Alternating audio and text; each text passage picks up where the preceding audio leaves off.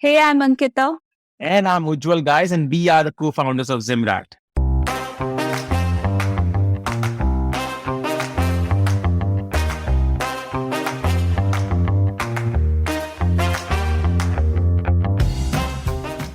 If you're a fitness freak, then you'll love this conversation.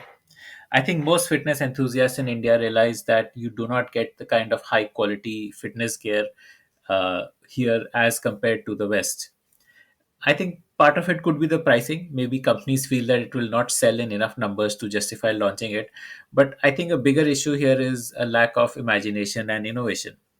And this is a problem that Ankita and Ujjwal realized once they became passionate fitness enthusiasts and decided to do something about it.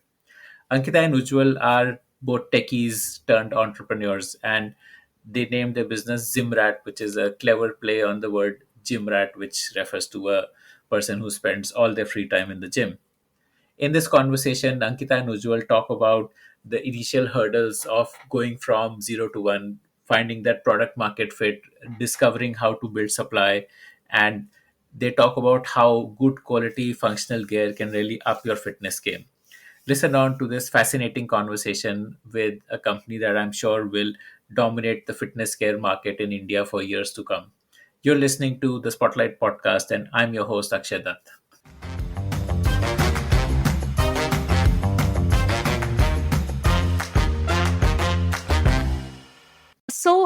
I didn't decide to become a founder, but I wanted to create something. Whatever I'm doing right now is something I think I dreamt that. I think the problem started when we were starting to get serious about fitness and when we wanted great stuff to wear for our sessions, be it shoes ho gaya or a great t-shirt. I even that time I found that some of the best products of for shoes and all never used to come to India, or even if they used to come, it would be like 6 months delayed, 1 year delayed. So from there, I think that was the seed for us to start. Right? Yeah. Nee, but what, did you quit your job Yeah, to I start? yeah, I did quit my job that time, and then because I don't come from a business background, I don't come from a fashion background either. So me and Ujjwal, we both spent almost, I think, 5 to 6 months in Tirupur just to understand ki what's this whole process of apparel, kaise banta hai. I mean, Tiruppur में क्या है मतलब what? it's a cotton hub of India. A lot of apparel and textile factories are there in Tirupur. And I think a lot of big brands have their factories in Tirupur. So, What did your parents say when you told them मैं job छोड़ रही हूँ, मेरे पास अब कोई source of income नहीं होने वाली है? उस समय बोला ही नहीं actually. After a couple of months, I told them yes, because it was very new for them. मतलब business and you, I think they were not able to connect both the things together. कि ये कैसे they have not seen business in their families. It was very worrying for them. कि why do you have to do this kind of what is lacking? कि you have to do this. And future was also very uncertain. Salaries का कुछ पता नहीं कि क्या होगा, कब मिलेगा भी. So I think when we went to Tirupur, वहाँ पे I also had no idea कि factories इस type से होते हैं. There was quite a few women working there. I had no idea कि it's dominated by women there. Like So women at the shop floor or women at management level? management and shop floor both actually. Shop floor पे I think 80-85% women are there. Yeah, so वो किया, वो समझा. I mean, we got in touch So with. what did you tell a factory owner कि मुझे आपका plant देखना है? Like why would they agree to that? Like Yeah, so what happened was we used to contact through Google. मतलब वहाँ से contacts निकाल के we used to call those guys की, and once we got 6-7 connects, we went to Tirupur for the first time. So there we found out that some were middlemen of sorts, some were actually factory owners. So we went through them. They were gracious enough to show us कि how it used to work. so you told them कि हमें like brand ये बनाना है? बनाना है. Okay.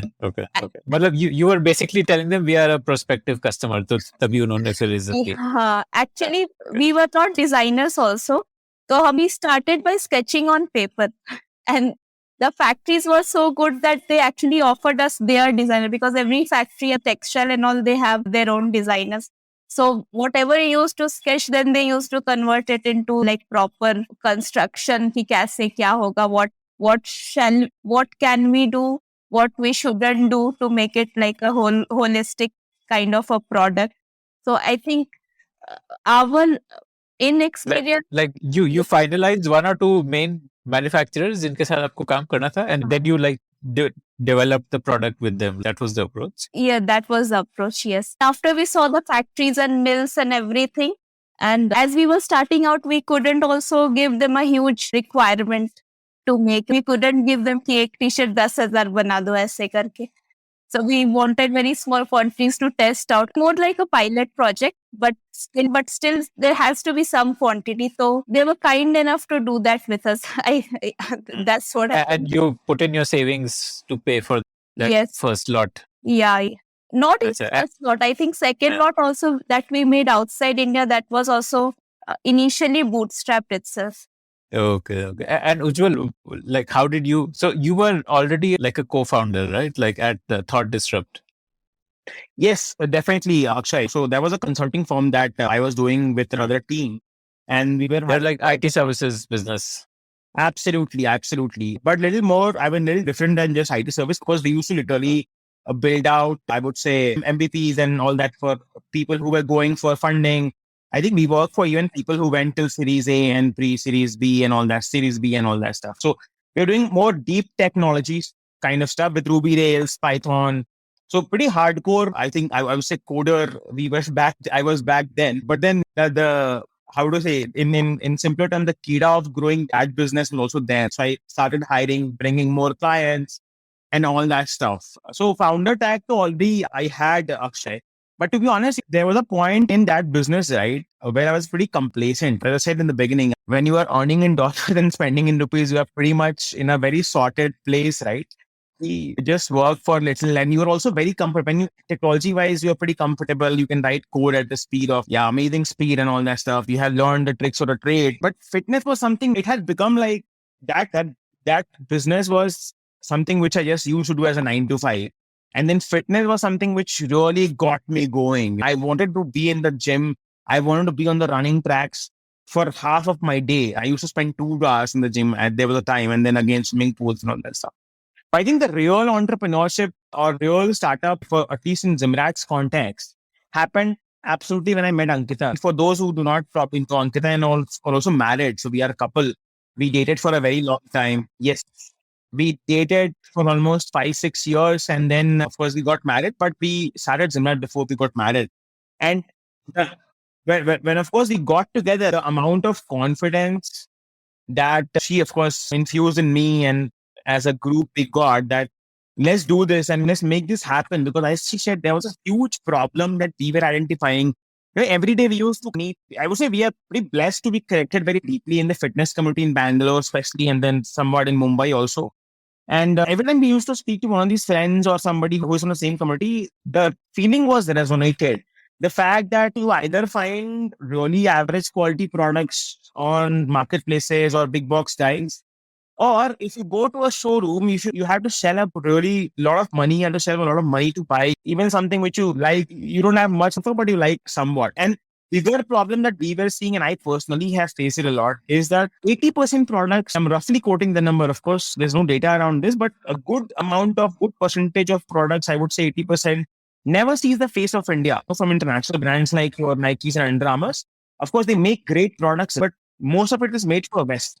And that's how, and we saw all these community members like going to length and breadth to, किसी का भाई आ रहा है तो you bring me this t-shirt, किसी की बहन आ रही है तो bring me this shoe, किसी का brother-in-law आ रहा है तो bring me that jogger.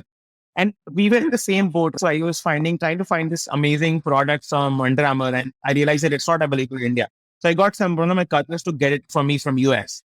And this was a trend which we saw by and large in the entire country. Every time we spoke to a new fitness community member, the complaint was same. And it was not just Akshay in apparel, I would say.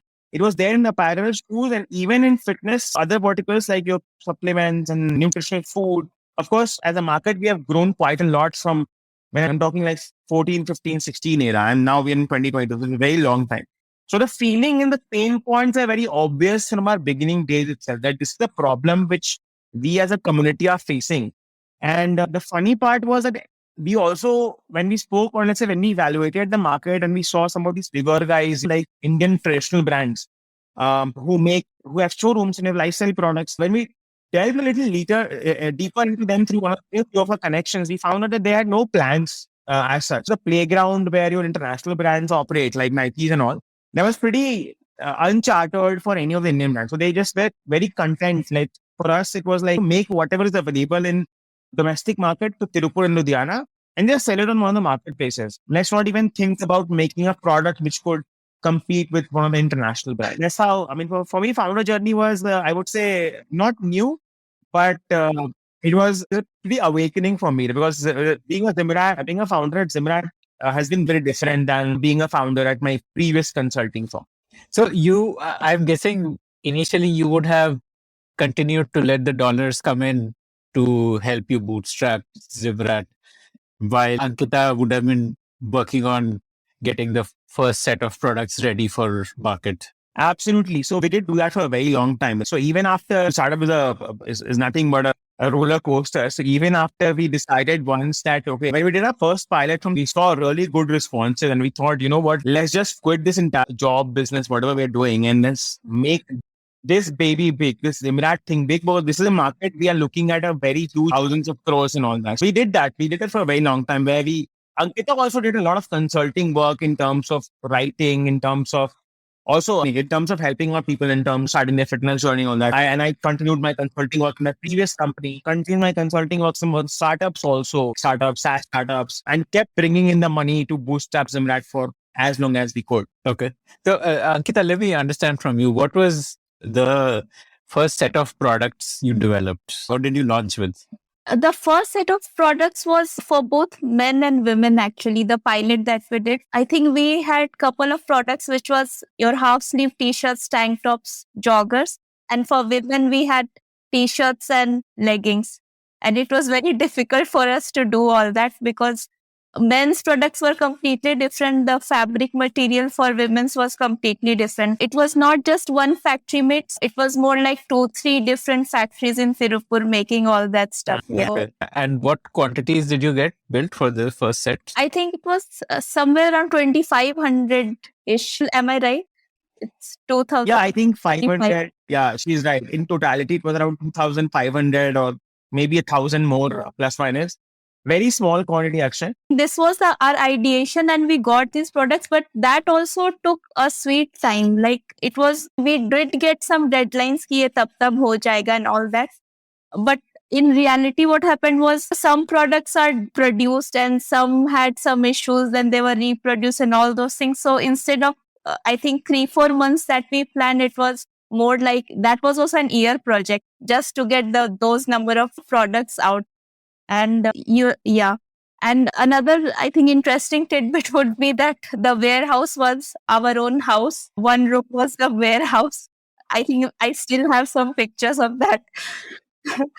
So, yeah. And becha kaise? Like, did you list on marketplaces? Yeah. No. So, Ujjawal was trying to make this e-commerce site on Shopify that time. And we developed in Shopify. We selected a theme and everything, and we launched it on one fine day in, I think, October or something. Our first day, that time Facebook was quite different. हमने ads चलाया, तो I think we almost got some 1 lakh followers on Facebook. Wow. So I don't think that is the case at all. So first day we didn't get any order, and from second day we started getting orders. We were like, wow. ऐसा कैसे हो रहा है? How are people coming and buying stuff from us? I think there's a whole lot of journey over there at Akshay because what Ankita mentioned, everything was new to us, right? Both of us came from technology background. So zero idea on brand building, zero idea on what goes into, let's say, creating content, right? First of all, the product itself was new to us. The brand building bit was new to us. The only thing that was not new to us was the fact that we related very deeply to the pain point, and the pain point which we just spoke about. The product's not good in India and everybody's importing and all that stuff. But we're so committed to solving this that we thought, let's learn everything. So as I said, we stayed 3 months in Tirupur. Similarly, we went on like couple of shoots just free of cost. We volunteered, I'll just serve you water also. Just let us figure out what happens, how this thing works. Would it cost me like 20 lakh rupees to create a picture, or would it cost me 200 bucks? I had no idea. And also not very transparent information available all the time on internet. So spoke with multiple good folks from the industry in Bangalore. And then, of course, before we launched, we went through this learning process of creating content, because when you're launching a website, you need all these imagery, you need all these different kind of catalog requirements that Indian market is used to based on marketplaces. So we learned that also. And then, of course, the day we went for the photo shoot was pretty funny, because went for the photo shoot and then somebody asked for the water. And oh yeah, photo shoot should have water also, because everybody will get tired. Then 3 hours later, we figured out, acha, lunch bhi to karna hoga.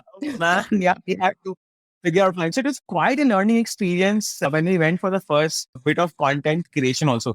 But full credit to whoever we have worked with so far. I think one of the reasons why we kept on the journey also, because I know a lot of people, I'm not sure how many people would relate to this, but I and Ankita, we both of us personally have found a lot of support in strangers, right? So nobody like made us, and what you said, even in Tirupur when we went for the first time, of course, we had to learn a lot. Nobody made us feel like you guys are absolute idiots in this industry.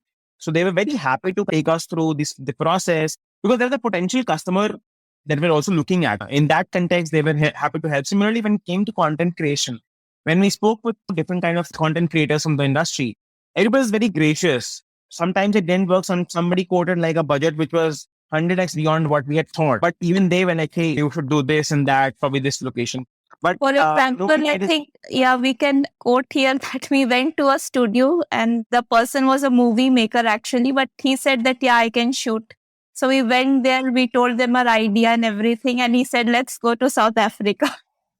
And then we came back because we were not in position to go to South Africa for a photo shoot. So I think those learnings were also there. Of course, your inventory size, the capital you invested in the inventory itself is smaller than what you will incur in going to South Africa. Very interesting journey from there to again launching, and what Ankita said, starting the digital marketing platforms, going listing ourselves on platforms like Facebook and Instagram. Of course, Facebook was just resonating in Ankita, very different back then, right? You could really start making money. Of course, now things are very there, but also the fact that Indian audience is ready. They're ready to buy Indian brands. So if you get the product right, if you get the price point, and if you get your content and branding, probably there'll be like 1 million customers who would trust this brand, and eventually over 5 years, 6 years, they will come to the brand and buy more products. So that first lot of 2500, उसके बाद next lot कब बना? ये first lot कब ready हुआ था? Like timeline was? Timeline was first lot. The pilot we did around 2018, right? Beginning, yeah. Yeah, 18 beginning. But actually, just before we go to second lot, so when we did first lot, that then and there we realized one thing. When we saw the products, it was nice, but it was not a product that could build a brand which makes a world-beating product and which could take on someone interaction with work. So Ankita and I then and there knew that we have to really evolve our supply chain, because then there's no difference between us selling on Amazon and us trying to build a brand. You can make a cotton t-shirt in 30 days and start selling on marketplaces. Then the next phase of challenges came. So what we did then from 2018 after the first launch, we came to the realization that this is not going to help us build a brand. So we'll end up selling products because of price point, right? So we'll end up selling products because we are listing the products at $7.99, $6.99, and it's not a lot of money. So you're seeing the sales. But if you really want to get a high retention, you want to sell products which could really solve problems, you have to go beyond the supply chain. Then we started our next phase of research, and that's when we actually spent, I would say, so after first launch and between second lot, we spent good, I would say, 12, 16 months just doing the research and production and all that stuff, because we knew that if we continued in the same path of the first lot, by the time we would have gotten to second lot, we could have probably scaled that first lot also. But the reason was very conscious for us, and the reason was the fact that in the process of scaling first, that we'll end up killing the brand. And then you become a brand then you become a t-shirt seller or a company which just sells cheap product which is not solving. So then it's just a matter of alternatives and just a matter of buying cheaper products. So today I'm selling for $7.99. Tomorrow somebody आएगा वो बोलेगा मैं $3.99 दूंगा. So just customers run there. There's no brand or no problem being solved there. That's why we decided ourselves that let's just eventually you decided to make it more premium, go up the premiumness level. Yeah, next level premium, next level technology and all that. So then we started, I think, going to different parts of the world also, in whatever capacity we could, not just physically all the time. We met vendors from Taiwan, China, we met vendors from Philippines. We traveled to Sri Lanka. Of course, we had already traveled to a couple of countries during our previous works also, and we already had the idea. So we had products from there also. We imported products from different countries, even countries like Portugal and all that stuff, to see what's happening across the world, Thailand, Taiwan. And then we started to compare the Indian products or the Indian vendors that, that was produced here in our homeland. Now, you can call it a lack of network that we had that time, or you can call it the Indian industry not being so advanced right now. And this is not just me, I'm voicing it on behalf of the industry. Right now, as a country, we make amazing cotton and natural blend products. But when it comes to performance wear, and I'm talking true performance, which probably somebody can run a marathon in, which somebody could compete in CrossFit games and all that. That is something which other countries have advantage over us right now. The other countries, like even smaller countries like Sri Lanka, Taiwan, Thailand, Philippines, and all that stuff. China is a whole different beast, so we don't even go to China. We've never worked in China. It was a very, very big land, a lot of big work happening, and we didn't want to go there as small brand. Rather, we chose to stick to smaller countries. Right? So we realized that, what we are trying to make to compete with who's and who of the global performance industry is not possible in India. That was a realization which hit us hard in 2018 between first and second lot. And then we fastened the process. So we started exploring whatever network, going through the entire phone book to figure out koi hai kya who could connect me to a trustworthy vendor in these countries to get more fabrics, to see more raw materials. And then that's how we ended up establishing a part of a supply chain in Taiwan, a part of our supply chain in Sri Lanka. And then, of course, we evolved to some other countries also. Funny thing was, in this process, Akshay, I think, Ankita, correct me if I'm wrong, we would have ended up looking at least 3 or maybe 4,000 fabrics from across the world. I'm not even counting the Indian fabrics. Indian fabrics were there sitting in a houses like kilos mein, bunch of fabrics, right? I'm talking just a fabric that we were able to import from different countries like Taiwan, China, Philippines, Thailand, Portugal, of course, US, Europe, everywhere. We did not leave anything untouched. We imported from everywhere. So 5,000 fabrics, they come to 4,000 kareeb. And then we figured out, okay, these are 2 or 3 things that we want to do. And that was based on the fact that, re-quoting myself, because we've been blessed because we have done our own fitness journeys and all that stuff. So we were connected with quite a bit of people in Bangalore.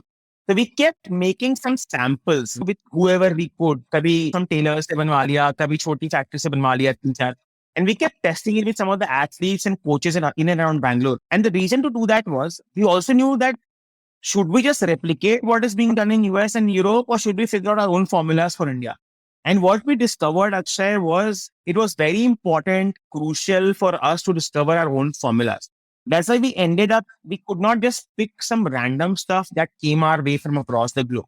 We had to really tweak it, and we had to really customize it with our vendors, the composition, how much polyester should go into this, how much lycra should go into this, how much nylon has to go, how much cotton has to go. And based on that, what kind of treatments we have to do on the products. And then we tweaked it everything and tested with, like, if not more than at least 20, 25 odd fitness coaches and experts in Bangalore. And that's how we boiled down to 2, 3, 4 products, which we thought, okay, now is the time that we actually reveal the true face of Zymrat, the true vision of Zymrat with these 3 products. And then we ended up, I would say, restarting or relaunching, if I may say so, the brand in 2019 February. So typically when we are asked, like, when the brand was launched, we always say 2019 February, because before that, everything which we had done, research, pilot, they were all just a learning experience for me and Ankita, because we did not come from an industry. So I want to understand from a technical perspective on why the products in Tirupur were not good enough, and what was it what extra functionality did you get by importing? Maybe Ankita, you can talk about that, since you are the product person. Yeah. So in Tirupur, whatever we were making, it was because of our quantities also, we were just making what the factories were capable of. So we were not able to make what we wanted. And apart from this, that time, fabric technologies were not there to the extent that we wanted. And so right now, whatever polyester that we are making, it's not the polyester that you get in India. It's a different kind of polyester, also called as filament polyester, which you get. It's a very high grade polyester. So basically, the difference between what we're making in Tirupur, right, and between what we have been able to make down in other countries comes down to the very basic raw material itself. And that's why we go out and say that we spend heavily on our raw materials and technology. What Ankita mentioned was the basic of it, which is called as filament polyester. And there are a couple of kind of polyester which are out there in market: spun polyester, filament polyester. Now, the filament polyester itself has a very soft touch and feel to it compared to, let's say, spun polyester. So I'm sure you would have come across products that Which have very simple. Yeah. Had rough feeling versus Yeah. Yes, that have very synthetic feeling to it. See, all these 200 rupees ka t-shirt that you find in some of the big box guys, it has a very synthetic feeling to it. And that was something which we were not resonating with. And we also found out that none of the community members were resonating with. One of the reasons why they were paying like grandiose of money to international brands was because international brands really focus on touch and feel. And that we could only do with some of the specialized polyester that I mentioned outside India. And that was one of the functional benefits. Of course, we went to, again, to a certain extent to make it even better. what other functional benefits did you want? Okay, Which, sure. because of which you voted? That's One is touch and feel, like it should feel good when you run your hand on absolutely. I think we also went really hard on killing the odor. So right now we have one technology on our website also. Yeah, the name is Super Silver. So it's a silver technology. So the other t-shirts that you must have worn, the polyester t-shirts from other brands, after, if you use it inside the gym and after a couple of washes, you'll feel or you'll smell a stench which remains within the t-shirt, even if you wash it a couple of times. But with this silver technology, the odor is not developed because the bacteria is being killed by the silver. Yeah. Okay. So there's some silver mixed into the fabric, because of which bacteria doesn't stick or doesn't grow. Yes. But Akshay, we came to this part of identifying silver as one of our core components also over few months of development of product. So when I spoke about, Ankita spoke about filament polyester, that was just the first step, right? Because we were focused heavily on touch and feel of the garment, because we wanted the garment to feel absolutely soft on the skin. But then there were larger real problems to be solved. For example, what Ankita mentioned in terms of odor is a very real problem. I know people find it like disgusting to talk about, but it's not the human being which smells, right? It's the bacteria which makes your garment smells, and that's why you also smell. But then what was happening in India, or what was even across the globe, was very ordinary. And I'll tell you why. Because typically there are multiple levels of antimicrobial treatment or multiple levels of anti-odor treatment that happens in the garment industry. Now, typically what we were able to find in India, and even at the cheapest level, was just an ordinary antimicrobial treatment, which we were not at all happy with. Because during tests, personal testing and with coaches, we found out that it does not stand true to its odor fighting promise. And that is why we went to, again, a different length and breadth of finding vendors and technology partners who could solve this problem for us. And that's why we ended up eventually finding a technology partner in US. So that's why I said, we have supply chain across 4 countries. So in Taiwan, we also now work in US. Technology partner in US who was developing a very new kind of anti-odor silver treatment for garments, which was also sustainable and environment friendly. Because traditionally, the garment industry has used anti-odor technologies or antimicrobial technology in 2 phases. One is the standard one, which is available in the market, not very effective. Second is nano silver technology, which is effective but not good for the environment because it leaches into the water bodies. And the third is what we use at Zymrat. It's a sustainable, non-leaching silver technology, which we have been able to develop with one of the vendors with some mixture, which we use in Super Silver. What that does, Akshay, that is a beautiful product, right? What that does is that promises you that even if you were to not, let's say, go to trekking, and if you do not wash your t-shirt for 7 days, hypothetically, it could happen that you are in Himalayas and you could not wash. T-shirt won't smell. And the reason for that is because we have these silver ions infused into the threads in the garments, which effectively kills the bacteria before it could produce the odor. These are the reasons that I would say the vision that we both had for developing products. Because again, when we talk about competing with who's and who of the performance industry, We just don't want to talk about it. We want to walk the talk as well. Right? And when you're walking the talk, and you wouldn't believe some of the international brands, even today, they are using nano silver technology and they are getting bashed left and center. I mean, you have this company in Bangalore sitting here, even though we are young right now, developing this product, which is not only odor free, not only high grade performance wear, but also environment friendly because it does not let the treatment or technology wash off into the water. So these are a few, I would say, primary reasons for us to kind of go beyond India and explore the supply chain outside India and different. This company in the US, it gives you a treatment technology, and that technology goes to your producer in Taiwan and they apply it on the fabric. Is that how it happens? Absolutely, you're right. So we have also worked with this technology vendor to customize it a little bit, right? Not much because we in India, of course, now when talking about the product in the beginning, I said then we want to develop, not just copy something which was in US and do it in India, but do it for India properly.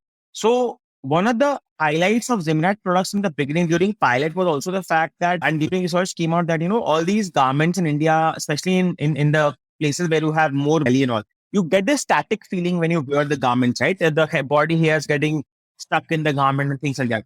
So this particular technology that we're talking about, the silver one, it did not have that anti-static built into it, and also moisture management. So then we went on to work with the vendor to tweak the formula a little bit and then add anti-static and then high grade moisture management into it as well. So right now, let's say if you buy a Super Silver t-shirt, right, it prevents your odor, it prevents your body hair from doing that chit with with static feeling. Plus, it manages moisture like a champion, right? So, like to recap, the things which made you import better feel, odor management, moisture management, right? These are like the broad reasons to not make in India, but to find global technology partners and manufacturers who can supply these things. Can I rephrase that, Akshay? Yeah, sure. So I wouldn't say just odor management and moisture management. It's a larger problem solving approach which we take. So these particular problems that we had identified, which was moisture management, garments becoming heavy or garments stinking or stenching or even after washes, this particular problem we were able to solve outside India. Right? That is not to say that maybe some of the problems that we're working right now. Just to give you a sneak peek, we are working on a problem of home active right now, which is into athleisure, right? Which also has to do something with temperature regulation. So that is a problem that we have been able to solve, very happy to announce, in India, right? So I would say the approach is problem solving. It's just that in order to give that experience to customer, we'll go to any length and breadth. Now, whether it takes us to like US or Taiwan, or whether we can find it in a backyard in India. So the priority is not to go outside. The priority is rather to solve the problem. It's just that there we find a solution, there we go. And so this second lot, then how much quantity was it? Like after you did this research and you found the global partners? I think, yeah, the second lot was moreover like 10,000 kind of products, if I remember. So from 2,500, we went to 10,000 because the samples and the products that we saw coming out of Sri Lanka were almost mind blowing from what we did earlier. So that was and again, since it was, the supply chain was global, so the minimum requirements was also bigger there. So this was the size. Cost of logistics would have been unaffordable if it was a small lot. MOQ is an industry-wide problem that all brands, no matter how big you become, you will still continue to face the MOQ problem. Because every time you try to develop a new product, a new category, the MOQs come into the picture. However, we were able to tackle that with some smart designing that, of course, Ankita was able to do with some other team members, where we figure out that how can we use same fabrics across different categories. So we don't have to say separately 5 different fabrics. We rather take 1 or 2 fabrics and then spread it across categories. So that way, we were able to break down, and that way the vendors were also happy. We were also happy. And also one of the key things about quantity, Akshay, is that at this level of advancement technology, and I'm talking from not just perspective of Zymrat, but even if you speak with some of the biggest like multi-billion-dollar brands in this industry, the lead times are, because when you talk about certain technology, you talk about certain level of product development, it just takes a little bit of time to develop from scratch. You can find hacks around it by making bulk fabric, by giving advance order and all that stuff. But in terms of planning and all that, there's a lead time attached to it. That's the difference between, let's say, making a regular product in India versus making a high advanced product from across the globe or India is the lead time. Because now you cannot deal only with 250, 300, 400, because then you just keep selling out. And for us at Zymrat, that has been one of the biggest good problem that we have always had. We sell out faster than what we supply. So that's why we have constantly been increasing our quantity to tackle that problem of not running out of stock also. Yeah. Plus, also, I think when you add technologies, you need to test even more. So we were testing the technology in US, we were testing it in Taiwan and also in Mumbai. That whole lead time also increases because of all these. Okay. And so that 10,000, how long did it take for that to sell out? I think around 6 months, 6 to 8 months is what we took to sell out. Of course, some of the product. And this was only for men's. There was no women's. And right now also there is no women's. Okay. Why did you take that call? The MOQ driven call. And just to clarify for listeners, MOQ stands for minimum order quantity, which is the minimum order you need to place for a supplier to give you a product. Yeah, I also believe that, again, both men and women are very different categories that need to be targeted with very sharp focus. And bringing what Ankita said into the conversation, when you do technology at such high level, the testing, the advancement is absolutely on a different level. We have to test our products samples across 3 places. We do it in US also, we do it in Mumbai also, we do it in Taiwan also. Some samples. So see ki super silver ka effectiveness kya hai. So now the more technologies we add, the more categories we add, the more products we add in them, and more colors, more SKUs. What could have happened is we would have stretched ourselves too thin. Now, when we're looking at scaling the business, it is important to get that economics right, get the quantities right, ace one category first, and then probably make it even better for the other category. Yeah, got it. Okay. And then what was the next lot? And this was still getting bootstrapped, like by the time this 10,000 was getting finished? Okay. Absolutely, man. Absolutely. By the time this 10,000 was getting finished, we were still bootstrapping. We had. And what was the price range for this second lot? Like first lot you told me was like 799 and near about that. Yeah. And the second price lot was average selling price, I would say, just ASP across categories, t-shirts, joggers, shorts, whatever we use, hoodies, whatever is required for active lifestyle. The average selling price point was around 14 to 1500 rupees, which was significantly higher than previous lot, but the products were not even comparable to what we had done in a fire to what we were now doing. And while there were some small refilling that we had done with our second lot products, so we just refilled some of these items in small quantity, like 1,000 pieces, 2,000 pieces, but we didn't do any bigger launch because, of course, we were still bootstrapping and we had to figure out, right, how much to invest in time building, how much to invest in our product development, research, and all that stuff. And note that we were not still selling in marketplaces. We were pretty much focused on D2C on Zymrat.com. So we had to figure out our distribution channels also. So we decided that let's not, because when you buy a larger inventory, your capital also gets stuck. So we had to take the choice that whether we spread ourselves too thin by investing a lot in the inventory and then, but because if you invest 100, if you have 100 rupees, you invest 100 in inventory, then you have to, no money left. Yeah, no money to market. Yeah. We decided to kind of keep the inventory small from there on. So 10,000 was a big loss. And then we kept on taking whatever was falling short because we had some extra fabric left at the vendor at the factory. We kept taking some 1,000 and all that, or 1,000 odd pieces to refill the stock while we made the brand, made the community, and made the brand. And this was, and then we kept selling that around, I think, 2020 mid. We just kept refilling the products because some of these products were absolute heroes. So we kept selling out the short. We kept selling out some of our jackets and hoodies. Joggers were a rage among the audience. So instead of launching new product development, because every time you go into a product development phase, Akshay, it's a longer process. For example, right now, Super Silver took us close to 8 to 10 months to develop. Right now, what we are doing in India with our home active category, which is supposed to launch next quarter, that has taken us, again, almost 9 to 10 months worth of effort to develop. So instead of going to developing, it was a bootstrap company. It was just me and Ankita who ran the company. So we decided that, okay, instead of developing again, let's just keep selling, keep our economics healthy to whatever extent we can. Let's just refill 500,000 odd products wherever we can, keep pushing it further. Because by the time we had sold out this 20,000 pieces, 10,000 pieces. We had also realized that in order to scale this business, and this was looking scalable, something which was absolutely looking very scalable. In order to scale the business, we realized that probably we'll need to go and raise funds, because then, either raise funds or maybe raise a big debt round, like a crore or 5 crore debt, which we could just infuse in the working capital so that we can spend whatever little money we had into marketing and advising and growth. But it's hard to raise debt when you are a bootstrap company and if you don't have a lot of collaterals. So we decided to go the other round, which was the equity way. So we decided to go that. In 2020 was when we started the fundraising process and all that stuff. But again, sadly, by the time we hit 2020 end, I think COVID was already kind of starting to come into picture.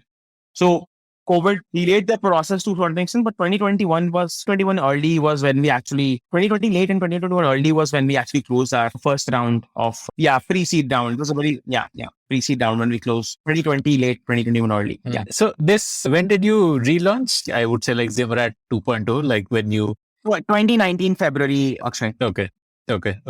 And by 2020, you figured out that you have the product market fit. Now you need funds to grow. And which is when you started the fundraise process. And big part of it is how customers were reacting to the products. Now suddenly they are comparing us to Nikes and Gymshark and Under Armours. That I have one pair of this and second pair of Zym. So that also gave us a lot of confidence to scale up. Yeah, I think that's a very valid. Ankita made a great point there, because I think that was one of the biggest confidence booster, right? Because we knew that to go and raise funds would be a mammoth task, to convince people to ride along in this journey where two non-industry folks are trying to build this brand.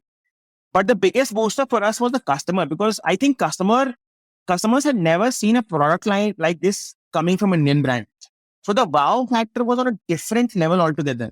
And you won't believe, actually, even today, the story repeats, even though we have achieved a certain scale, that retention percentage of our customer has continued always to be in the range of 35 to 40%. So every single month, at least 35% people come back to Zymrat who have already been a Zymrat customer.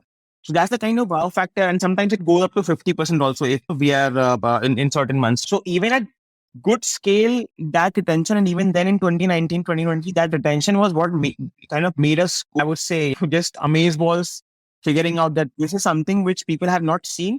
So why not just blitz this out of the world, to take it to a different level by raising funds and kind of scaling it beyond what probably we could have done just by ourselves. And whom did you raise funds from, the seed round? The pre-seed round we did with, of course, LV Angel Fund. And then we had Dominor investors from Noida, led by Dominor is an investment arm of a company called the Sara Group, right? So Sara Group is a very large company into import, export, commodities, textile machinery, many things, right? Based out of Delhi. They have an investment arm, and Tushar has also been a very active investor in the startup world. He's, I would say, probably LPs in multiple places, and then he's investor in many D2C tech companies, bigger ones. So he probably had tried a product from Zymrat, and probably, I don't think we were aware, and he was definitely someone who was impressed by the product. And then we ended up connecting with him through the LB Angel Fund platform. And then, actually, no, not through LinkedIn, sorry, not through LB Angel Fund. I was trying to raise fund from LB Angel, and then I connected with him through LinkedIn. And then we got talking, and while the COVID was still happening, so there was no physical meeting, and this all happened during COVID. So there was no physical meeting. And so we ended up raising that round with LB Angel Fund and Tushar being the lead, Dominor being the lead, and then the rest of the round was done by multiple angels from LB Angel Fund and outside LB Angels Fund also. Got it. Okay. And so what is the journey post the fundraise now? Have you now gone for the third lot, or is the third lot in works? No, we have gone for multiple lots since the fundraise. So the first fundraise happened in 2020 December and 2021 Jan Feb, depending on how much time it took. That 2-3 month journey, and early 2021 was when the first fundraise happened. And we launched new categories, and the third lot launch happened then and there itself. So while we were doing our fundraise, we had already started production a couple of months ago, because the way things were happening, we had a confidence that we'll be able to close the round. Although I know it's a lot of founders listening to us will be saying that this guy is crazy, but things were looking good. So we were pretty confident about we'll be able to close the round. So we went ahead and started a production of the garment that we wanted to make and launch. So third lot happened then and there itself. And then, of course, in January 2021. And from there, of course, we have had multiple launches. So January third lot happened, and then July, and then April another lot happened, then July another lot happened, and then this year December end another lot happened, and just now we had launched another set of products. And while this all has been happening, there has been constant product innovation, constant product development. With Super now being a IP for Zymrat, we have another IP called as the ball cooling technology. That is again something which we have developed on with one of our fabric vendors. Very unique technology, very first of its kind in India. Yeah. Well, what does it do? Tell me about that. So again, the problem solving approach came into picture here also. So what we figured out was that, including ourselves in our own journeys, that typically the shorts or the bottoms that you wear during your workouts or running, so when you sweat and if there is any sweat trapped in the garment, the fabric, it tends to stick between your, if I may so say so, between your thighs and butt cheeks also, right? That is because the fabric is completely in contact with your skin, right? So it just starts sticking there and catching the hairs and all that. So we thought, why don't we solve this problem? So we were exploring multiple fabrics, and then we came across something which was somewhat solving our problem, but not to full extent. So we then worked with the fabric vendor that we were working with and asked them to knit the fabric in a 3D mechanism. So what that means is, on the back of the fabric of this ball cooling shorts and bottoms, you have this texture which goes like a crest and trough, right? So it peaks and then goes like mountain and valleys. Okay. What that does, Akshay, is that allows the air to flow much closer to your skin. Now, when the air is flowing closer to your skin, the fabric does not have an opportunity to stick to your skin. So no matter how heavy you squat or how long you're running, the fabric will not get stuck between your thighs or your butt cheeks or wherever. And also the pipe product is, because the air is being regulated so well around the area, there's a little bit of temperature regulation happening. And that's why we call it the ball cooling technology. Now, that's how it... Yeah, just to keep it simple, the Super Silva is an application-based technology, and the ball cooling is a fabric-based technology, 3D knitting technology. Okay. Yeah. Okay. 3D knitting. What is 3D knitting? Like, this is the first time I'm hearing this term. Ankita, the explanation Ujjawal was giving about the crest and trough, the knitting of highs and lows, that 3D knitting is done by special machines on the fabric itself from yarn to fabric. So that special technology is called as 3D knitting technology. Yeah, especially the texture, actually, the texture that you feel in the garment, that's a 3-dimensional, right? Because you have something like embossing, you can emboss on paper. So this is something like that. Okay. Yeah, it's native to the fabric. So the fabric is knitted in a way where the embossing is already there. Okay. And so give me some numbers, like what kind of quantities do you sell every month? And from that 2,500 to 10,000 to what is now the quantities that you're doing every month? And yeah, so 2,500 to 10,000, of course, these all were long. 10,000, of course, we kept selling it for 8 to 10 months, probably even a little longer than that. But now as we have added more categories, more SKUs, maintaining same intention, we are now able to ship between 3 to 5,000 products per month. And that there's a lot of aggressive growth projection, which is also playing a role here, because now, this is I'm talking about right now. So as we move forward into the next quarter, we are already looking good for having at least 30 to 35% growth per month, Akshay. And one of the key things I would like to highlight here is that this is despite us having gone through 2 COVID waves. And why COVID wave is important for us in this scenario is it does not just impact, I would say, not just this disruption. The global supply chain has been in a very bad state. And given that we work with multiple vendors across multiple countries because the product is so advanced, we kept selling out of stock faster than what we could supply. And the demand, I would say, if not more than at least 3x higher than what we supply. So we always see people coming in to buy more products, to buy more SKUs, but then we don't have stuff. But that is a problem, of course, with the fundraise happening, more investors come into the picture. Some of the very cool, great guys come into the company with us. We have been able to solve that by and large. So this year, 2022 looks very aggressive for us. How did you solve supply chain problems? What is the way to solve a supply chain problem? Is it like you give larger orders, like you take more bets? You say that, okay, I'm going to place 50,000. I'm sure I'll sell it. Is that how you solve? Two ways it happens, or 2 ways it has happened for us, Akshay. One is just in general, because now we have been working in whatever quantities we could. We have been working with these vendors for last 2 years. And now, of course, the order size it has increased significantly. So that 2 years where we did not delay any payments or we have had great relationship with them, that has established a layer of trust between us and the vendor. And I think all like vendors are as important as customers, I would say, at least in our industry. So we have great relationship with them. So that's something where they are able to start production just based on our notifications or based on our projections. So that is number one, just helped us immensely. Second thing is, of course, now we've been able to utilize some of these mechanisms of bank using letter of credits, bank guarantees, which also gives confidence to the vendors using which they are able to fund the production. And the third thing, most importantly, is now given that we are well resourced and we have strong projections, we are able to plan it much better. So even if you look at some of the really big companies, like even like Decathlon or Columbia or Nike, the planning part is done 1 year in advance, right? So like right now we're sitting in January 2022, February 2022. Everybody's working for garments for next year, April, June 2023. So for the rest of the year, it has already been planned. Production is starting and all this. So now we've reached almost that stage where we have been able to plan and release the POs on the time and all that stuff. So just the maturity of the company has allowed us to solve the supply chain issues to a large extent. Still, there's a long way to go, no doubt about that. As we scale further, probably there'll be more challenges, but we are looking pretty solid right now in terms of supply chain. How do you do planning? What is the process? And which of you does that production planning?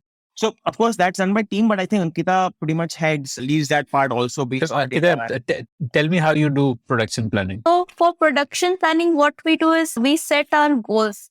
Like what kind of growth do we want in next 6 months or 1 year or by end of 2023?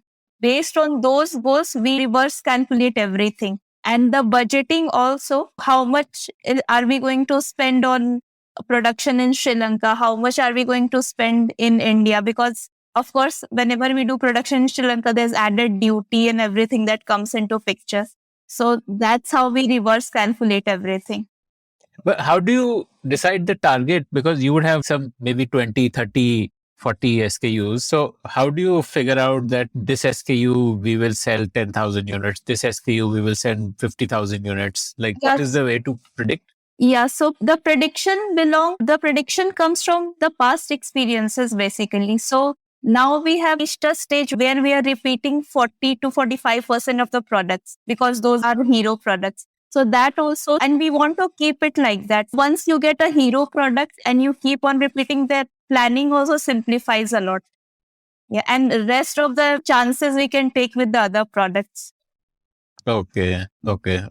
And so like large orders for hero products and small orders for other products, in case any of those other products become a success, then you would place a repeat order to replenish it. And the manufacturer would be able to do the repeat order faster than the first time. Exactly, yeah, because that whole development process has also cut down for those repeat orders. I guess you and a team also go deep into the data, right? Yeah. So what kind of sales we have done and what categories, what SKUs have sold. So do you want to talk about that a little bit? Yeah, in fashion or in lifestyle, I think there's one very crucial part of repetition is the colors and categories. So then there are also categories and colors which have worked really well for the top, but it didn't really work for the bottom. So that also plays a major part for our repetition. You got it. Okay. For example, like blue will sell more than white. Maybe a blue top will sell more, but then a white shorts will sell much more than a blue short. So those kind of conclusions from the orders and the data that we have of customers. This year, what top line will you be ending at? What revenue? Current year's predicted revenue for?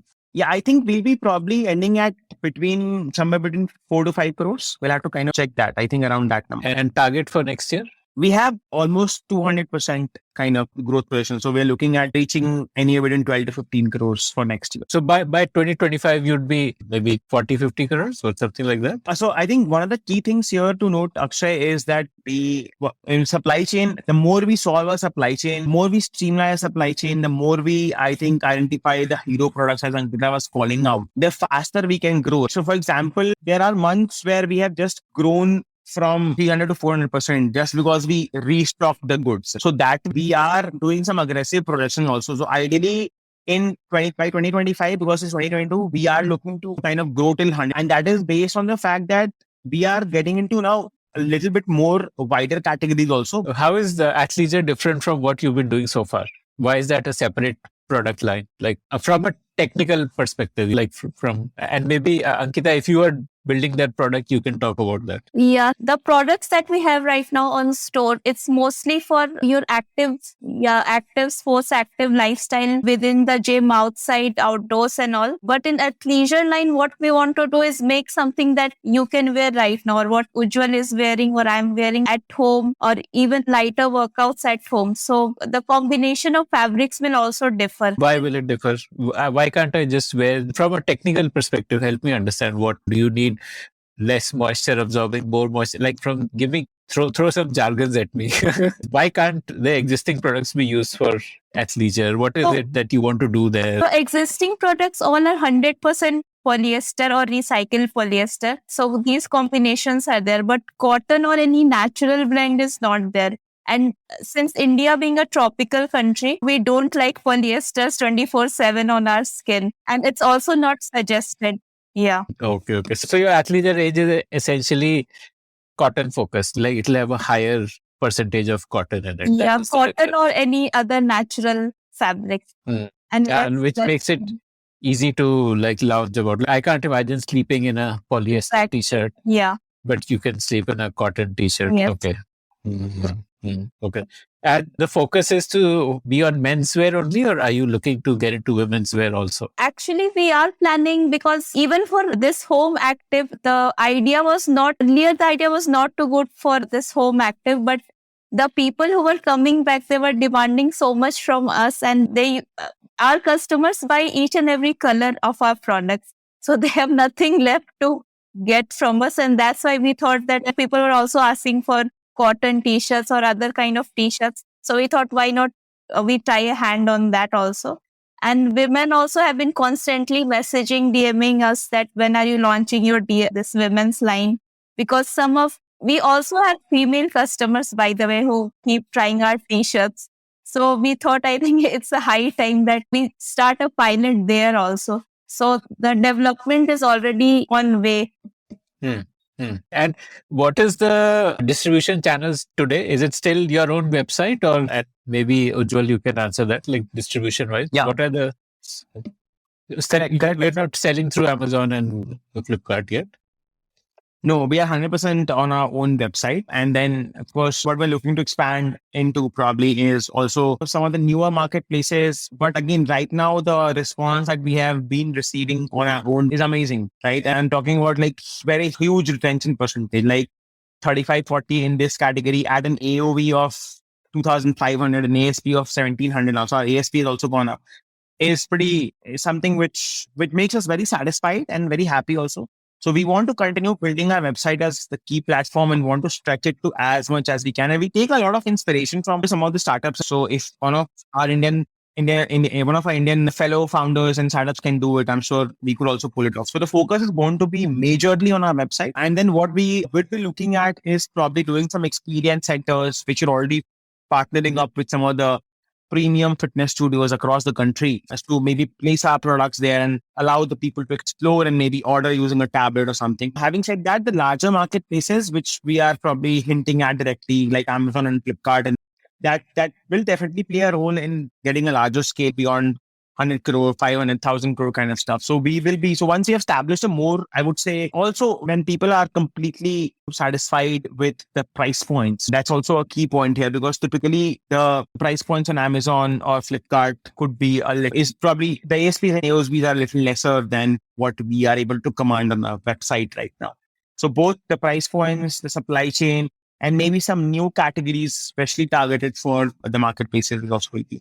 You're saying like essentially you want your supply to become like a well-oiled machine, and that's when you will.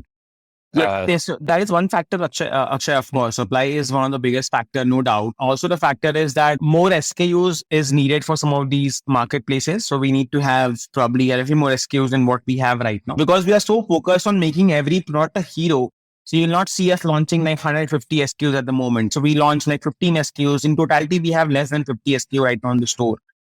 So more SKUs would make a difference. And also, I was saying in terms of establishing the brand footprint in the country or in general, right? So the more strong the brand has its share in people's heart and brain, the easier it would be for the products to make their space in the marketplace. Because our ASPs and AOVs are a little higher or steeper compared to what's typically found in marketplaces in this category. So that's why we are not rushing into there. So rather build a strong brand, a strong business out of website while we strategize how to go on marketplace. And what's your plan with respect to funding? When are you looking to raise your next round? It's been more than a year now, right? Since you No, raised so the last round. we just raised another round. So this round was led by a Dominor investor again, and along with Ankita also participated, the Ankita Angel Fund. And then some of the existing angel investors who believed in us in the first round also joined again in the second round. And of course, this was to support the kind of growth that we have seen, the kind of requirement we have for our invent for growth and marketing. And then once we cross, so we have a certain threshold in mind, which we want to cross before we go for, let's say, another pre-series A or series A kind of probably sometime in 2022 later. How much did you raise in the 21 round? We raised right now 500K. Yeah, and in the previous, the 21, Jan 21. That was around half of it, 250K. So there are a lot of these roll-up companies. So is that something which you are open to, like joining and becoming a part of one of these larger groups? I mean, with all due respect, right? First of all, it's such a great ecosystem that is being built out of India with everyone, right? Go global bees and whatnot. And that's why it's also giving you confidence to the entire D2C ecosystem and probably new entrepreneurs to start the brand, because now you have some of these have clear exit routes set for the company. Having said that, for us, the core vision is still stays very large, right? We typically refrain from taking names, but the whole reason is to start Zymrat is to really compete directly with some of the biggest brands in the entire world, not just India, right? Now, and we believe that for anybody to join that journey, whether it's an investor or somebody like a base model, the vision has to align to the T. It's not 10% mil raha hai, so we can go. So right now, we're not at all looking at any of these things. So that's not something which is on our mind or in our, I would say, business plan or vision right now. We are completely focused on building something which people share or which people are happy to share the space with some of the best brands in the world. Ankita, you were saying that customers are demanding more products or women are demanding products also. What is your process for being in touch with customers? And tell me about that. Like, how do you listen to customers? And Yeah, so as we are a D2C brand, digital first, so all our touch points are digital. We get lot of customer comments through emails, through Facebook, Instagram, even Twitter. So these are the prominent channels, and whatever posts that we do or the Facebook ads that we run, the customers keep going there and commenting that we want this, or I have already purchased all the 5 colors. I need this color now. So these are the kind of feedbacks that we take. Also, it's not always positive. There are also comments such as, this is not working for me. Or if we get such kind of comments from more customers, then we take the feedback and we rework on that. And we have done that in the past. For example, we had a hero product called as Breathe In Shorts. So a lot of them said that the height needs to be increased, the length needs to be increased a bit, and the revised version had, I think, half an inch of increase, and that made a difference. And the customers really recognize that effort from us. got it. Okay. Like social listening is the primary way Exactly. in which. So if I can add to what Ankita said, I think social listening is, of course, one of the key things that we do across the platforms. However, right now, the largest role the largest role is being played by email. And of course, now WhatsApp is started to kind of come into picture also, because we recently started with some of the WhatsApp communication. However, we are really bullish on how our email has played out and how it's going to play out in the future also. And that's also where we find most of our retention. So the high retention, which we spoke about, like 35 to 40%, a lot of it comes from our email-based communication, right? So what we have noticed is that our customers who have come, these 40% repeat buyers, are absolutely in love with the brand and in love with the product. So now they have trusted us, and they have, if you go through the history, they have 5, 6, 7, 8 purchases in the last 12 to 18 months. So there are we already talked that we also go out of stock for a lot of products. So we have customers who didn't take a refund if they wanted a size change and we didn't have a size. They don't take a refund. They take store credit for 4 to 5 months. So that is the kind of timeline they're okay with. Yeah, and I think essentially your problem is just supply. You have Right. no challenge in demand side. You can easily push the pedal and grow sales from the demand perspective. It's just the supply side which you have to make it a well-oiled machine. Absolutely. And I think what Ankita said is not just one and two. I think we have hundreds of these people. I literally left their money with us for 5 months to just get their products. Okay, when it comes to stock, I'll take it. No need to refund. So we have a dedicated journal called as the High Road Journal, where we have written more than 100 blogs around this topic. And we encourage people to read those blogs. I think organically, we don't advertise that blog as such, but organically, we encourage people to read that blog. And then we talk with them through those blogs in different kind of manners, whether it's a Q&A, whether it's AMA, or whether it's just a quick interaction. So we do that a lot through email. Then we also have a customery. I think Ankita and the rest of the customer success team also did that. We have a customery, at least apart from the customer care calls that we do, we have a customery 50 call per month kind of thing where we figure out who our top buyers are, who our top turners are also, like why didn't they buy and all. We call them and figure out. And latching on to what Ankita was saying, we recently found out that one of the customers who has bought from us probably 20 plus times has spent more than 70,000 rupees on the store in just last 16 months, has not bought from us in the last 3 months. So we got worried, not only because he was not buying, but also is he fine or not? It is unusual for him to not buy from us.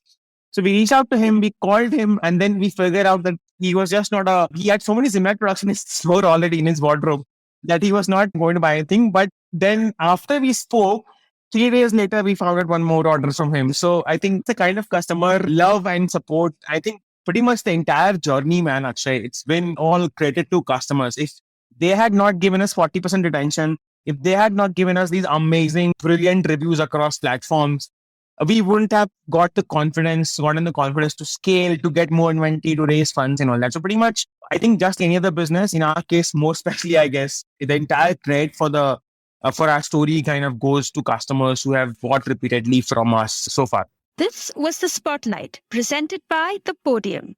To listen to more such interesting conversations, log on to thepodium.in.